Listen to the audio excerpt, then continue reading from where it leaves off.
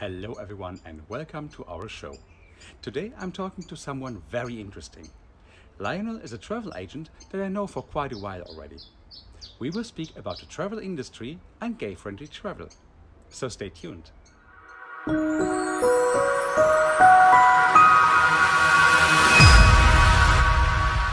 Hello, Lionel. Hello, Welcome hello. to welcome to our show. It's Thank great to you. have you here. I have already introduced you a little bit, but I think it could be interesting if you told us something: who you are, where you're from, what you're doing. I think everybody's interested in learning more about that. Yes, of course. First, I just wanted to thank you for giving me the opportunity to talk about LH travel designer today. Yes, I'm Lionel Hierso. I'm French. I've been in the UK, based in the UK for nearly 10 years now. But LH travel designer started about 3 years ago. I've got 20, 25 years of experience in the travel industry. And a few years ago, I just decided that it would be a good idea to start a business in the travel industry. So, LH Travel Designer is about gay friendly travel. I like to say gay friendly because everybody's welcome. It's not only dedicated to the LGBT plus community mainly, but everybody's welcome. And have the chance to work with amazing partners. And even if the pandemic has been difficult for all of us, we're starting to trying anyway to get back on track. So it's all about travel, long haul destinations, short haul destinations, city breaks. Everything basically for our clients. So that's me. Yeah, that sounds great. Yeah, thank you for introducing yourself a bit. And of course, it's all about some questions, like 5 that I have prepared for you. And I would just jump right in and start with the first question. What do you think about when gay travel or travel just in general, if it's now really gay travel, if it's gay friendly travel, just the general travel will be possible like it was before? Uh, well, it's difficult to say now anyway, because I mean, we've been through, I mean, this pandemic has been terrible for any industry, really. Loads of job lost and businesses. So it's been really difficult. I can't really tell you. What I can tell you is once it's over, and hopefully soon, obviously people um, will be ready to travel again. So that's why we are starting to get back on track, being ready. Still, keep in touch with the network and all the people I've been working with, and get ready because I really, really, really hope that we, by the end of this year, or at the latest next year, we'll be able to say yes, right, okay, business is back to normal, and hopefully people are going to start travel again. And obviously, we're all waiting for the vaccine for everybody to get the vaccine, and if we're going to have a passport or not. But I'm quite confident. I'm sure everything's going to be back to normal very, very soon. I'm quite optimistic about it. Definitely. That's great to hear. That's great to hear. I mean, yeah, it's really like the people are waiting to travel, I think, at the moment. Definitely. Oh yeah. Absolutely, absolutely. So that's why we need to be ready for that. Yeah. And let's get to the next question right away, because I think this is interesting to know as well. Like, what do gay tourists expect from their trip the most? What is the most interesting for them? What do they really expect from the locations, from the service, from, you know what I mean? I think the main thing that people are expecting, either gay tourist or straight or whoever, is obviously the location. It has to be well placed, well located, a nice accommodation.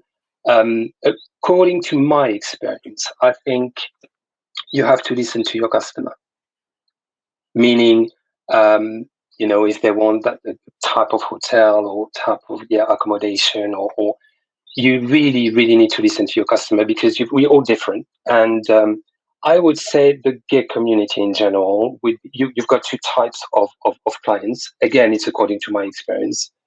You've got people that are going abroad just to have fun, enjoy themselves, going to parties, meeting people. And you've got another type of travelers, where they like more to discover places. And but the common thing for the gay community is the location, but it has to be gay friendly. You need to make sure that your clients will be in a place where they're welcome. There's no differences. They know how to welcome gay couples. You don't want any problem there. That with when you book an accommodation, when you book a room, you have to be really careful in what you're able to offer to your customers. You don't want them to feel uncomfortable or not. How can we do this? Can we do that? Is it allowed to do this? Is it allowed to do that? I definitely not promoting destination where gays are not welcome. That's for sure. But yeah, it's just listen to your customers. Say, right, this is what I want. This is my budget. This is the type of accommodation I'm looking for. This is the kind of places I would like to see, landmarks, or I want a city break. I want a tour I don't know, in America or Vietnam or wherever. It's all about listening to your customers. Yeah, definitely. Okay. Yeah, I think that's work with the right people as well. Of course. Yeah, I think this is really just a very important thing. It's not like, hey, I'm promoting that because I get the most commission for that destination, for example. This just doesn't make any sense because these clients will not come back, right? No, definitely not. Now that we have been talking already now about the destinations and so on, what advice would you give business owners that want to attract gay travelers? There are some that are thinking maybe, okay, the gays, they have so much money, I want to do business with them. Like this, going to pink washing, this bad word. What advice would you give people that really would like to engage and to work with gay travelers? I think it's all about, I'm not saying, when I started the business, I used to say, who knows better than a gay how to promote a business targeted to the gay market? Yes. It's true. But I think a business is still a business. There's no difference between a business dedicated to the straight community and the gay community. However, being gay, obviously, it's you know more about the community, about what your own expectations are as well. I think it's all about network. I would say it's all about knowing the community, being interested in to know about the community, whether you are or you're not. And make sure you're meeting the expectations. It's again, it's at the end of the day, it's a business, but you need to satisfy your customer. And I would say if you want to work in this industry, you definitely need to have the right target. You need to talk to people. You need to interview people. You need to be like, so what do you think of the tourism industry in general? What kind of where you want to book a holiday? Where do you go? Who do you ask to? Are you going to a traditional agency, or are you targeting a travel agency dedicated to the community? Because you've got gay people. They don't care. They just book whatever. They go online, search for I don't know, 1 week in Mykonos or 1 week in the Caribbean or whatever. They're not specifically looking for a travel agent who's specialized in for who target the gay community. So I think it's all about, again, what the traveler wants, and make sure you talk to the right people and you work with the right people. Network is very, very, very important. Yeah, of course. And what I think is important, just from my opinion, is that it's not only like, okay, there's a gay pride happening, for example, let's hang out a rainbow flag. This is what I mentioned before, the pink washing. If people would like to welcome the gay community, they should do it all year long, no? Not only for like a week or something. Absolutely. It's not like we cannot reduce the LGBT plus community just for the gay pride or crazy parties on a cruise or something. It's all year long. We're all different. Again, it's not because I'm gay that I'm going to be like, okay, I don't want to have like something on my forehead saying, yes, he's gay, so that's the kind of holiday it's going to go for. No. We have to to have like sort of diversity in terms of offers. We need to offer anything like what could be expected for the gay community, and not only we're not only.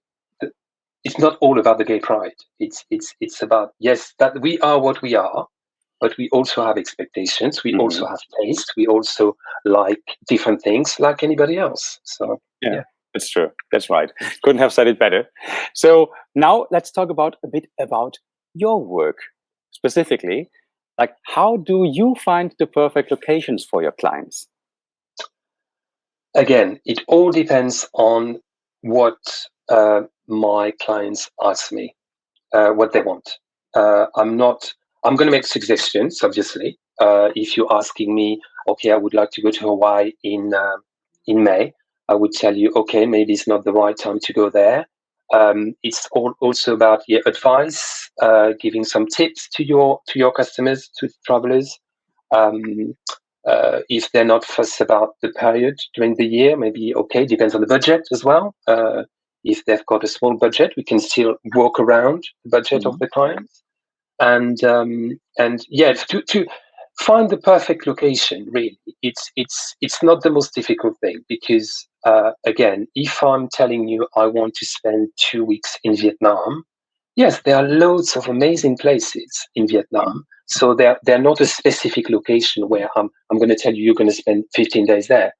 And also what helps, I had the chance to travel a lot for the last 25 years. So I can sort of tell you, right, I know America quite well. I've been to Asia a few times. I love Asia. So I can tell you, right, okay, I would advise you to do this. I would advise you to do that. Don't go there. Don't go there, because it could be a bit tricky, yeah, it's all about, having a conversation with the travelers first, know what they're expecting from me as a travel agent, and then work around it. And also, because I have the chance to work with people who are as professional as I am, they're well traveled as well. So it's easier to deliver a good service and to meet their expectations. Yeah, I think that's important as well. I mean, there's a big difference if I, for example, ask a travel agent, hey, what do you suggest me? Because this is my expectation, or just going online and, okay, click a button and book, where you don't know exactly what's going to wait for me. I think this makes a big difference, especially in this field now. Definitely. I think for me and for us, like working with my partners, it's important to want to listen to your customer and just have that conversation before saying like, okay, let's book this, let's do that. No, you can book this, you can book that. Oh, okay, you've got a £500 budget. Okay, go there because it's amazing. No. We need to have a conversation first. And then after that conversation, I work on what I have to work on. And then I get back to my customer and say, look, this is what I can suggest to you. What do you think? And then we can, again, work around it. Yeah, that's great. Yeah, now you have been talking about your partners. And I think, because we have been talking about this before already, that you have new corporations. So how is it possible in these times now to have new corporations? I mean, there are all these restrictions around the world. The travel industry is not like it was before. How did you manage that? No, it's a struggle for everyone. Honestly, I mean, I suppose I've been lucky. I was telling you earlier about the network. Network in any industry, I think, is really important. I'm obviously on LinkedIn. I'm on the social media.